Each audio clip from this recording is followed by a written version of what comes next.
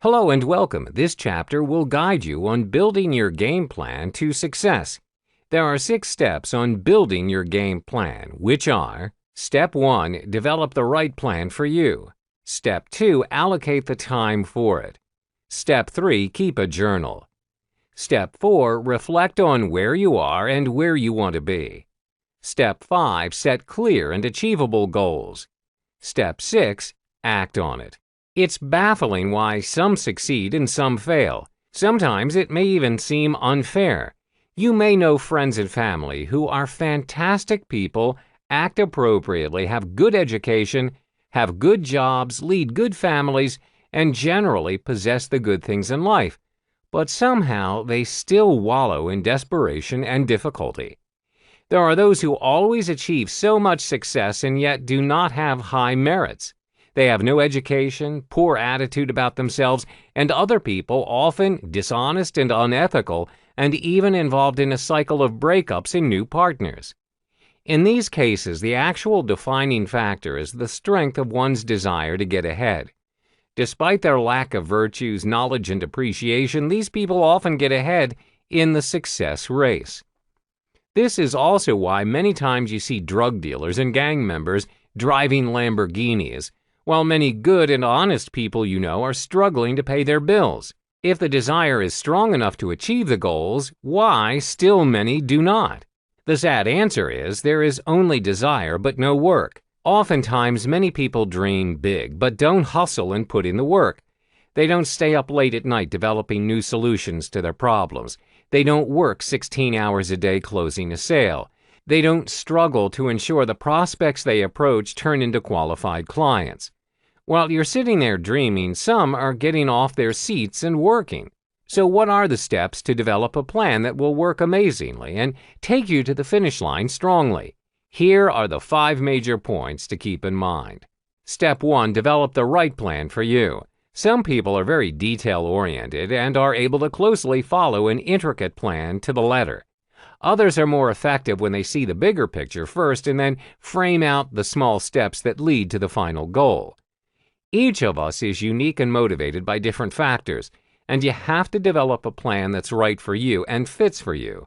Some will not be as intricate as others, but we all must have a plan along with the goals in that plan to move us along. It's not as simple as telling yourself you are going to spend 2 hours a day writing a chapter for your novel. It probably won't happen and you'll just get discouraged. Whatever your strengths and your weaknesses are, develop a plan around them. No plan is perfect and can fit everyone.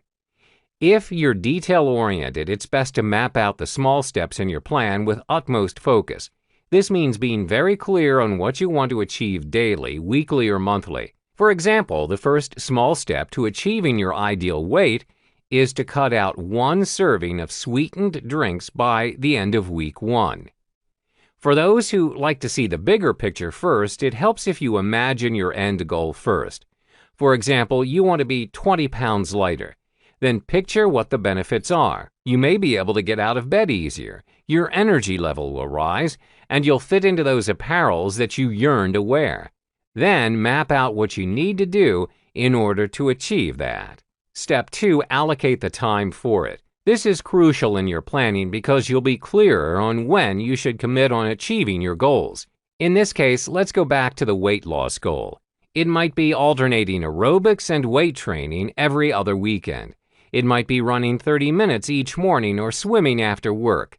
It might be in the car listening to weight loss motivational podcasts on your way to work, or it might even be meeting your coach once a week to set your workout plan and to check your progress. Whatever it is, be specific on the where, when, and how you do it, and actually do it. In your step-by-step plan, put down points that represent small, achievable goals that you can accomplish in a short time. They should be specific, because if you straight away put down a major goal, you may think it's too big to achieve. The next crucial element in achieving your goals to success is not starting to work on it, but to keep going at it. Discipline comes into important play here. Take those steps every day, which will close the gap to your goals. Step 3, keep a journal. 2 words that will help you a lot. Take notes. In all seriousness, your memory should not be trusted. It's much better and workable when you write it down and write it in a single place so it's easier for you to remind yourself where you're heading to and what successes you have achieved. You will find that this step will help you tremendously in the long run. Record everything, be it the ideas and inspiration or reminders and failures that you've gone through. This massively helps carry you from where you are to where you want to be. Write down the ideas that you get from outside sources that impact you the most. Complement them with your own ideas that further suit your style. Do a brainstorming session with yourself on what you want and how you want to do it. And finally, record all your dreams and ambitions and put them where you'll read them first so you stay reminded and motivated. Your journals are a gathering place for all of the valuable information that you'll find. If you come across something that you think will hugely help you achieve, for example, wealth, power, sophistication, health, influence, culture, or uniqueness, don't delay, write it down. Strengthen your reflection and motivation by using the information you gather and put it where it will be recorded permanently. Step 4, reflect on where you are and where you want to be. The next step is to make the time for reflection. This is where you spend some time to go back over to study again the things you've learned and the things you've done each day. This can also be called running the tapes again, so the day locks firmly in your memory and serves as a tool for motivation and keeps you going. As you go through it, spend time reflecting on its significance to you. What you can do is take a few minutes at the end of each day before you go to sleep and go back over what happened and what you've achieved during the day. Pay extra attention to who you talked to, who you saw, what they said, what happened, and how you felt. Another way is to take a longer time at the end of the week to reflect on the week's activities and achievements. It also pays to periodically stop, step back, and look at what you're doing to see if it serves to push you to your goal or otherwise. Then tweak it a bit so you are kept on track. Take a half day at the end of the month and a weekend at the end of the year so that you've got it, so that it never disappears, to ensure that the past is even more valuable and will serve your future well. Step 5, set clear and achievable goals. Remember that your plan is the roadmap that shows you the way to your goals, which means it's always an essential tool that helps you to succeed. Setting goals is also an invaluable skill to learn because it can change your life for the better, and it does it in the fastest way. Mastering this unique process can have a powerful effect on your life, too. If you have a set of clearly defined goals, it can surprisingly be a powerful indication of telling if you have only hundreds of dollars or millions in the bank.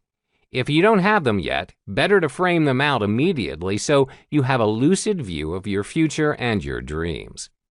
Set your own goals clearly as soon as possible because it's the greatest influence on your future and the greatest force that will pull you in the direction that they want to go. It all boils down to this: if you plan and design your goals well, your future will be very bright.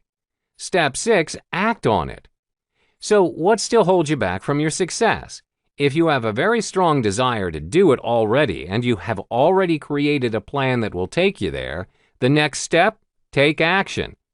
Here's the thing: successful people aren't necessarily smarter than others. They just work on the plan to the letter. They follow through on the plan and ensure the plan serves them to reach their greater heights. The best time to act on your plan is when your emotions are strong.